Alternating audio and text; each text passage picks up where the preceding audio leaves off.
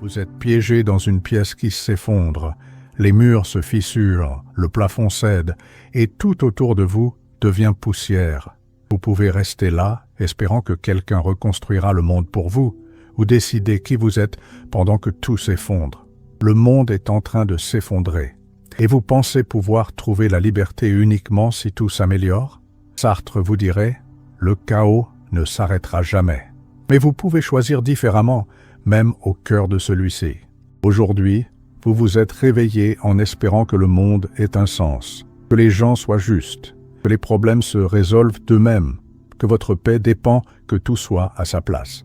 Mais regardez autour de vous, tout est hors de propos, et cela le sera encore. Au milieu du chaos du monde moderne, la seule véritable liberté consiste à assumer à chaque instant la responsabilité totale de ses décisions, non pas comme réaction, mais comme une expression consciente de qui vous avez choisi d'être. Pour Sartre, la liberté ne signifie pas absence de chaos. C'est votre capacité à rester maître de vous-même en son sein. Ici, vous comprendrez pourquoi tenter de contrôler le monde constitue une prison, et pourquoi être libre signifie quelque chose de tout à fait différent de ce qu'on vous a enseigné. Cela se termine maintenant. Si cela vous est déjà arrivé, commentez ci-dessous. Si cela vous a blessé aussi, laissez votre commentaire. La douleur que vous ressentez en réalisant que le monde ne cessera pas d'être chaotique, c'est le début de votre liberté. Vous pensez vivre, mais en réalité, vous ne faites que réagir. À chaque nouvelle, vous vous énervez. À chaque critique, vous vous défendez. À chaque provocation, vous explosez. À chaque comparaison, vous vous diminuez. Vous réagissez à tout. Actualité, opinion, critique, comparaison. Cela semble être la liberté, mais c'est une servitude émotionnelle. Vous êtes devenu un pantin contrôlé par des fils invisibles, et les autres tirent ces fils quand ils le veulent.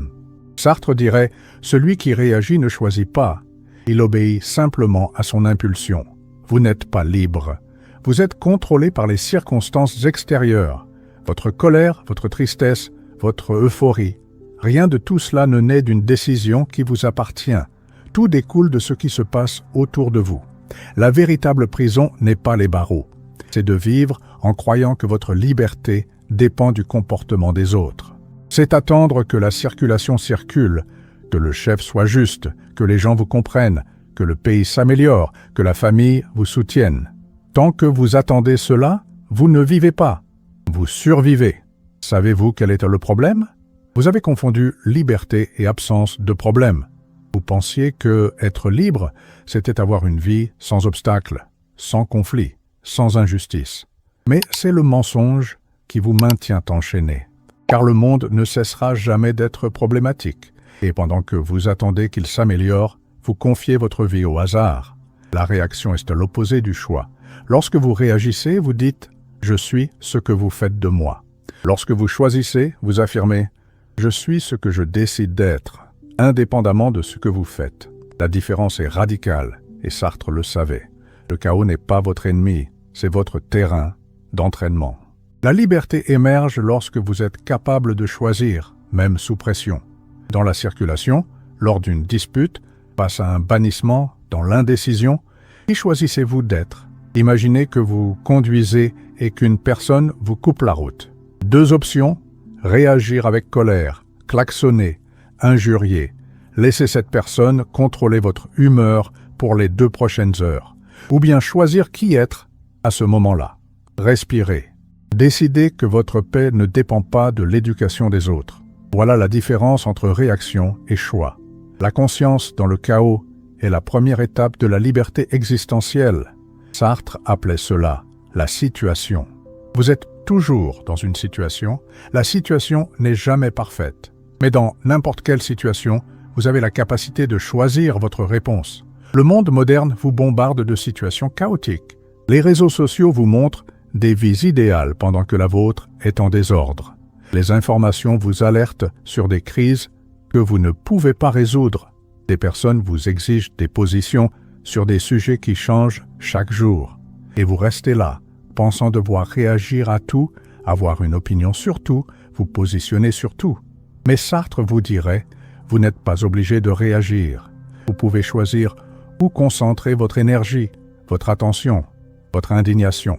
Vous pouvez choisir ce qui mérite votre réponse et ce qui mérite votre silence. C'est cela la liberté pratique. La personne libre n'est pas celle qui vit dans une bulle protégée du chaos. C'est celle qui traverse le chaos en restant fidèle à ce qu'elle a choisi d'être. Elle ne fuit pas les situations difficiles. Elle décide qui être dans ces situations. Quand vous comprenez que le chaos est inévitable, vous cessez d'épuiser votre énergie à tenter de le contrôler. Et vous commencez à utiliser cette énergie pour vous maîtriser, pour vous connaître, pour décider, moment après moment, quel type de personne vous souhaitez être. Si une partie de cette vidéo vous a déjà fait réfléchir, marquez ce moment dans les commentaires. C'est là que commence le changement. Et si cela a fait sens jusque-là, laissez un j'aime. Non pas pour moi, mais pour vous-même. Sartre. La véritable liberté, c'est d'être l'auteur de soi-même. Pas le personnage de l'histoire des autres, pas la victime des circonstances, pas le reflet des attentes d'autrui. L'auteur.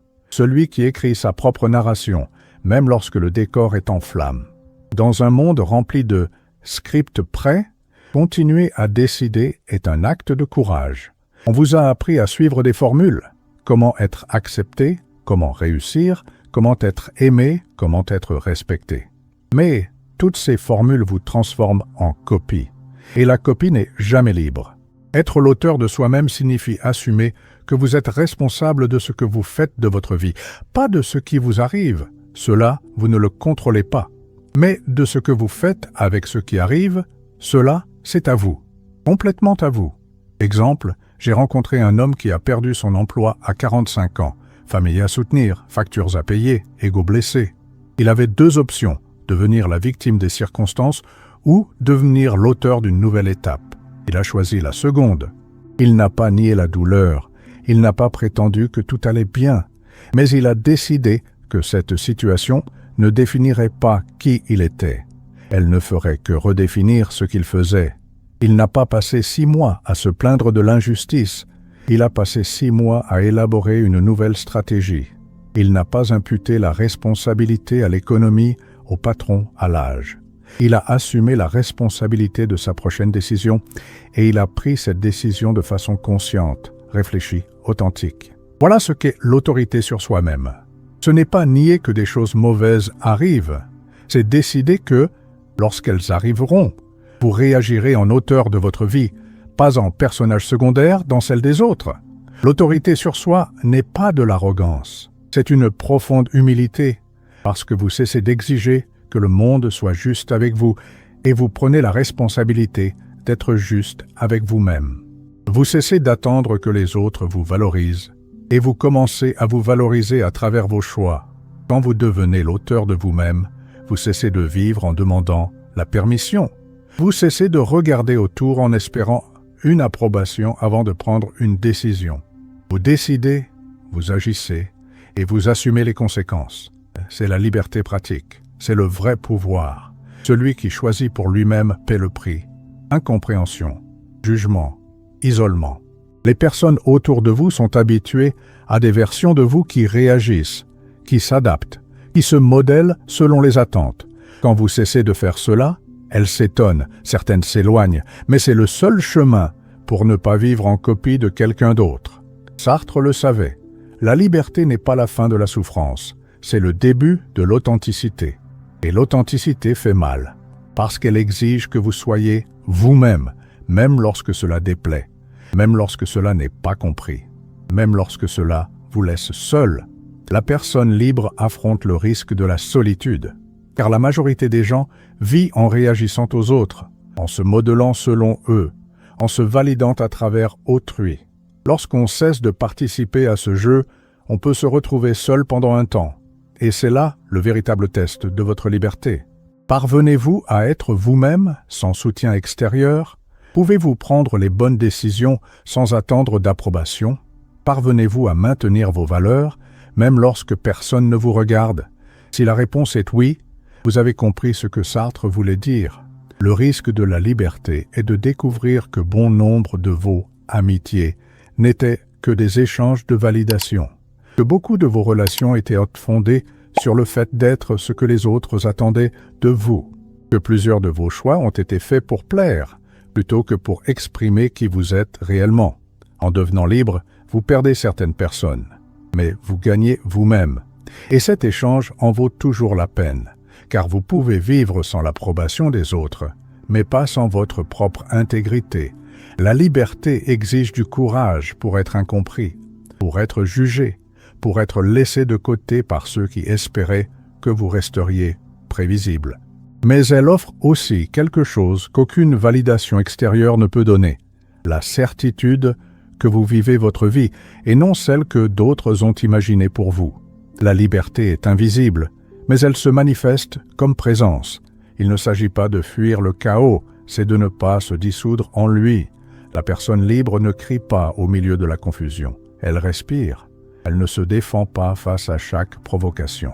Elle choisit ce qui mérite une réponse. Le silence intérieur n'est pas de la passivité, c'est une stratégie.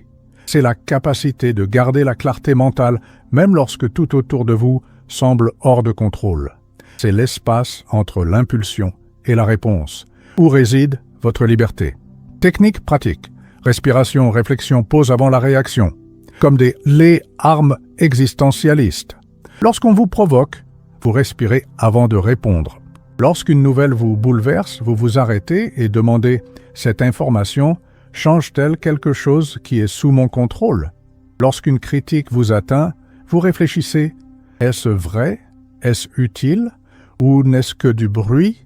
Le silence intérieur vous donne le pouvoir de choisir. Parce que lorsque vous n'êtes pas emporté par les émotions du moment, vous pouvez voir les options qui s'offrent à vous. Vous pouvez évaluer les conséquences. Il est possible de décider en fonction de ce que vous souhaitez bâtir et non de ce que vous désirez détruire.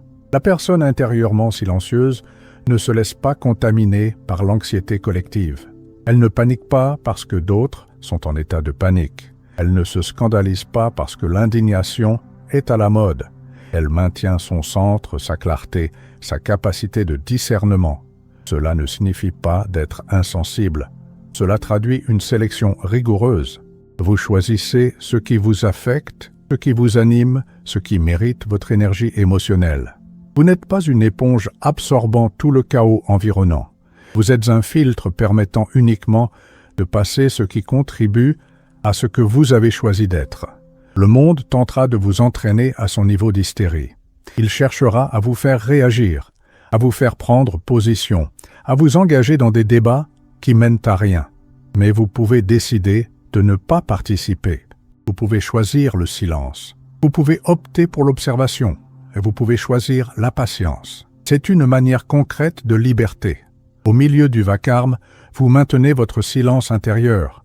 Au milieu de l'urgence, vous gardez votre rythme. Au cœur de la confusion, vous conservez votre clarté. Cela s'appelle un véritable pouvoir. Le monde continuera d'exiger que vous réagissiez. Les gens persisteront à tenter de vous contrôler par le biais de vos émotions. Les circonstances resteront imparfaites. Le chaos demeurera chaotique, mais vous avez le choix. Vous pouvez respirer, vous pouvez prendre position. Avez-vous compris? La liberté n'est pas d'échapper au monde. C'est de décider qui vous êtes en son sein. Ce n'est pas d'attendre que tout s'améliore pour être heureux, c'est d'être l'auteur de votre bonheur, même lorsque tout s'effondre. Sartre vous a enseigné que la liberté consiste en un choix que vous faites à chaque instant. Au réveil, vous choisissez la journée que vous allez vivre. Lorsqu'on vous attaque, vous choisissez comment répondre. Quand quelque chose tourne mal, vous choisissez quoi en faire. C'est cela, votre seule véritable liberté. Et elle est suffisante. La personne libre ne contrôle pas les circonstances. Elle contrôle ses réponses face aux circonstances. Elle ne contrôle pas le comportement des autres. Elle contrôle son propre comportement. Elle ne contrôle pas ce qui arrive. Elle contrôle ce qu'elle fait avec ce qui arrive. Être libre, ce n'est pas sortir du chaos. C'est décider qui vous êtes, même lorsque le monde tout entier tente de vous repousser. C'est garder votre identité même lorsque tout conspire pour que vous la perdiez. C'est continuer à choisir, même quand il semble que vous n'ayez pas d'autre option. Maintenant, dis-moi, vas-tu encore essayer d'être compris ou as-tu déjà saisi le jeu? Écris cela, c'est ton contrat de rupture. Et si vous souhaitez continuer à entendre des vérités que personne d'autre n'osera vous révéler, inscrivez-vous. Ici, l'illusion ne survit pas.